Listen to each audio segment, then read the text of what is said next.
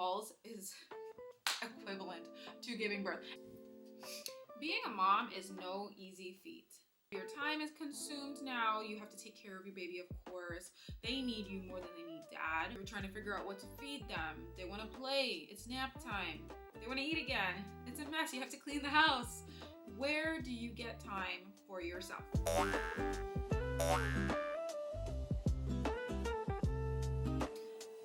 Hi guys, and welcome back to the channel. Today I just want to talk a little bit about how I have tried my best to stay in shape after having a baby. And let me tell you, it's not easy, because when you gain that pregnancy weight and then even after the baby's out, losing weight is so hard.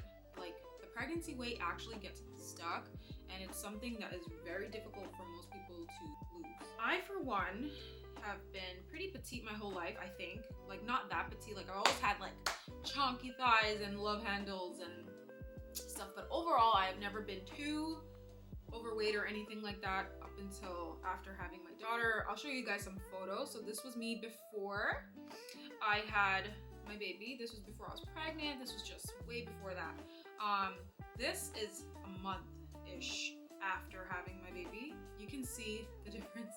And sometimes it just haunts me because women, or just as me personally, I judge myself so much, and I've always just seen myself as a slimmer girl. Even when I was slim, I used to be like, oh my God, I'm not slim enough, which is like a crazy thing. But looking back, I was perfect. Today, I am still trying to lose that pregnancy weight, but I'm gonna tell you guys how I have been able to maintain my weight after having my baby and what I do to try to just make sure I'm either constantly losing weight or trying to get as fit as I possibly could. Right now, I'm far from my goals, but I think I'm doing a great job and I wanna share those tips with you. So the first way I have been able to either manage my weight, and actually I've been losing a very consistent amount of weight. The first thing to do is try to make time to exercise. You do not have to have a gym membership.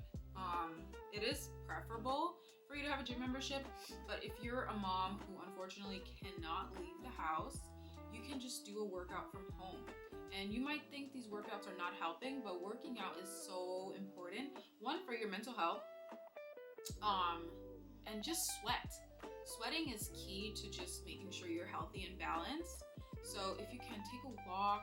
There's great workouts that you can do at home from YouTube. There's so many pages on YouTube that just focus on specific workouts. Just feel the burn, and in my opinion, you will literally see results. Very slow results. Nothing happens overnight. And trust me, I hate working out. Working out hurts.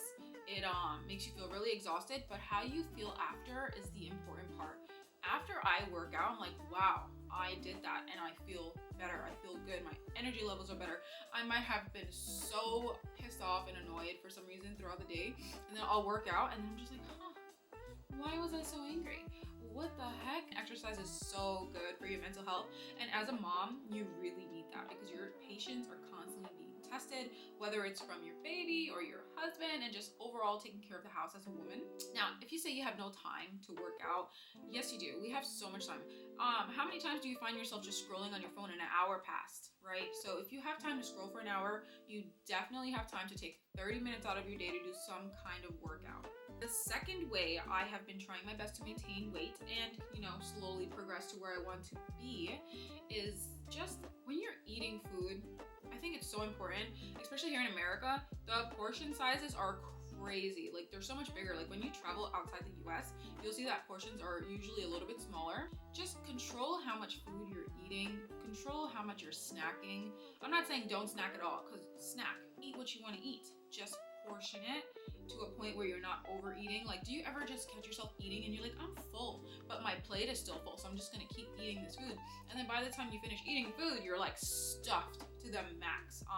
You don't want that, and that's literally what might be causing you actually to gain more weight. So what I'll do, what I've been doing more this year is I'll eat my food, and as I'm eating, if I feel that I'm full, I'm just gonna stop eating. I put the food away, and then when I get hungry again later, I'll eat the food. What I did do a lot back before I had my daughter is I would just eat and eat and eat, and I'd be so full. But thankfully back then I didn't really gain too much weight, but now, like, after I had my daughter, I noticed like I would continue to eat, and that's literally what made me gain actually more weight after I had my daughter. So It was really rough, guys. Being a woman is not easy, and literally giving life is so amazing, and we should be just so blessed. And you did something crazy amazing, and my pregnancy experience was so traumatic that I can't even believe I did that. I can't believe I was able to do something like that. It's the most painful thing I ever imagined or could ever imagine. I can't even describe pain worse than pregnancy, birth, well, labor, giving birth. It is like literally so crazy. And I have a conversation with my husband every now and then. This is off topic, but it's just like, I try to explain to him how painful giving birth is, and he cannot comprehend it. He thinks getting kicked in the balls is equivalent to giving birth. And he was there literally for the childbirth, and he saw everything. So it's really shocking to me that he could compare that kind. I don't know how much it hurts to get kicked down there, but I know childbirth is another level.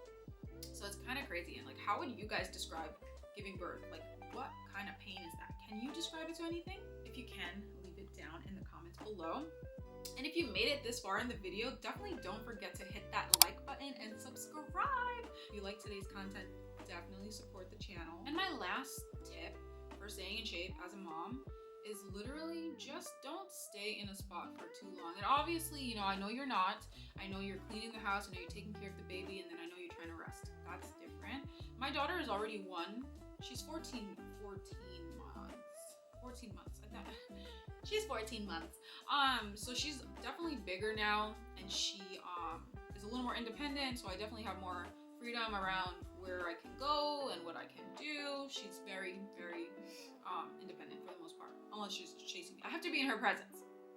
But if you have a newborn, then this video is kind of not for you, because when you have a newborn as a mom, all you should be focusing on is eating nutritious food, resting and relaxing. If you're a newborn mom, just, you know, do this when your kid is a little bit older, 6 months, 7 months, when you feel better, when you've healed. I think the number one key is, if you felt like you were sitting all day, get up, go walk, go just get some movement and do some stretches. Do some simple yoga. Any kind of movement, I feel, is what gets your body to burn calories. You'd be surprised what burns calories. Look it up on Google. You'd be shocked what burns calories. Overall, diet and exercise is what's gonna get you there. It's not a puzzle.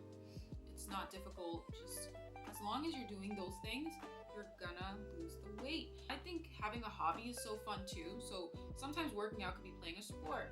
Dancing is so fun.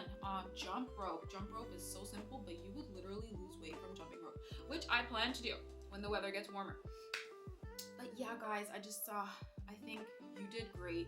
Your body's fine. If you're not feeling too much like yourself, I think wear outfits that make you feel better. Because I know after having my daughter, all I wore was giant t-shirts and everything oversized, because I felt so much bigger than I was. And you know, your pants do not fit the same after you have your baby. I'm still not the size I was after I had my daughter, still. And I'm pregnant again, so that's not happening for a really long time. I do want to make a separate video just talking about how I've been managing my weight.